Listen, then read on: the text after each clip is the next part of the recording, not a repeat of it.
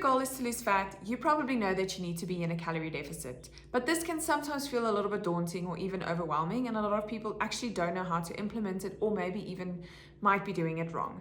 So I thought today I'd talk about some practical tips to make sure that you are in a calorie deficit, a few things that you can look out for to know if you are in a calorie deficit without actually counting calories, and a few things that you need to bear in mind to make sure you are successfully doing it to lose fat in the long term.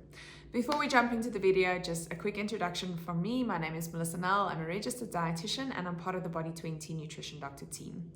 You are very welcome to send us any questions via WhatsApp or email if you have any, and please do follow along as we do these videos every 2 weeks.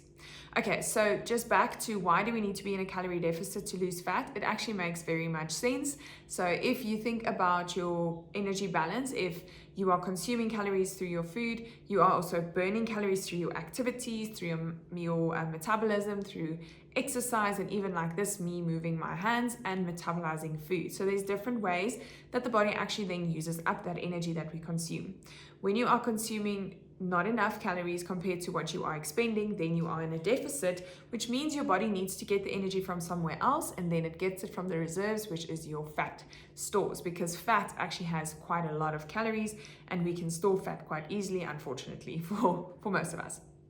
So that's it, as basically as simple as that. So you need to be in a deficit. So a lot of people feel like, okay, well, I need to lose weight like yesterday, so let me just go on like this basic fasting diet where I don't eat anything for a week, because then I'm going to be in a massive deficit, and you will probably lose weight, but it's going to be mainly water, and it's not going to be sustainable, and it's not something we want to do. So being in a calorie deficit is definitely something we need to achieve. However, the quality of the diet is also really important, and we've spoken about that in a few other videos. I'll quickly touch on it also.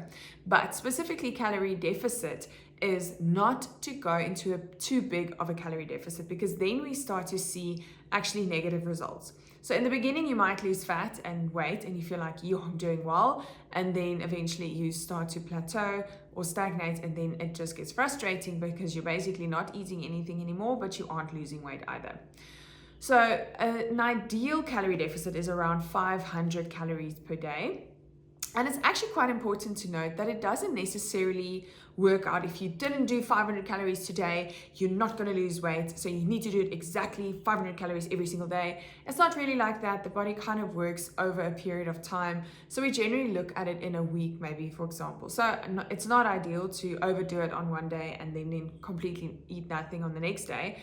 It is important to have that balance, but look at it as it is more like an overall balance at the end of the day, and you don't need to nail it every single day. Just make sure you are getting there more or less.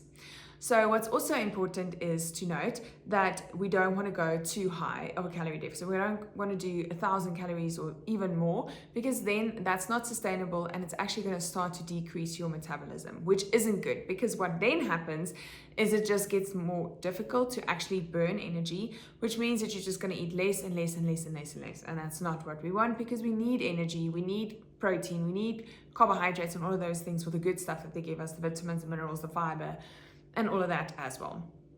So that's the basic principle of a calorie deficit. So ideally we aim for around 500 calories a day. So how do you achieve that without counting calories? Because I know that's a lot of effort for a lot of people. So generally speaking, we want to prioritize protein.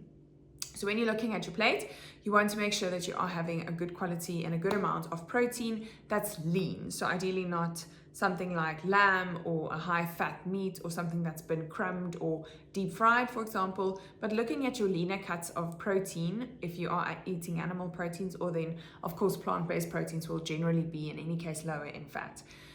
So if you, or even leaner or lower in calories. So your protein should be your priority, because the body actually then feels a bit fuller for longer. So you tend to eat less overall. So make sure you are having a protein. Fill the half of your plate up with vegetables and salad, because those provide lots of bulk without a lot of calories. So you are getting quite a lot of bang in terms of chewing and filling up your stomach without getting the buck, which is the calories then. And then of course a small portion of carbohydrates and fats to just, round round it all off. So prioritize protein and then make sure you are having lots of salad and vegetables with that.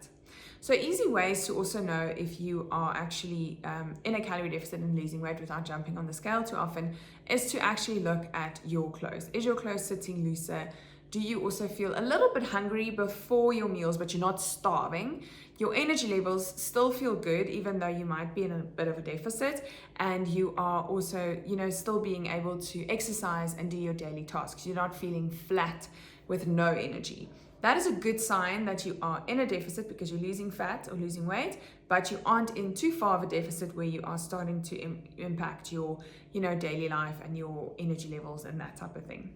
So it is really important to look out for those signs. Of course, it is easier, or not easier necessarily, but more specific or accurate if you are counting your calories or tracking it. But if it's not for you, then maybe just working on how you're feeling and how your body's responding is maybe also a good start to do.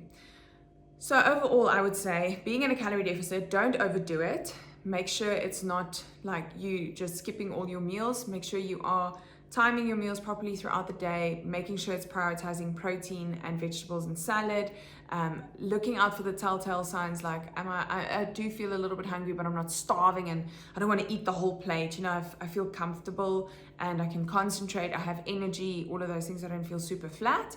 Those are all good telltale signs, and it should feel like something you can be able to do for quite a long period of time, because this way of eating is a lot more sustainable. You are going to lose weight. You might not lose it as fast as maybe doing something very extreme, but the extreme things are often not sustainable and often lead to you picking up all the weight and even more, which is not ideal. And we don't want to decrease the metabolism, and we don't want to underfeed the body in terms of the nutrients that we actually do require.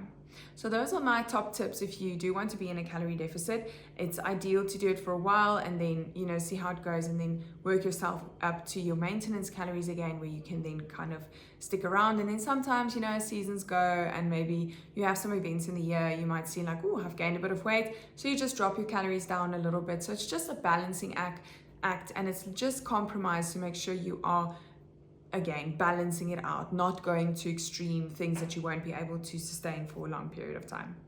I hope this has been helpful. Let me know if you have any questions, and I'll see you in the next one.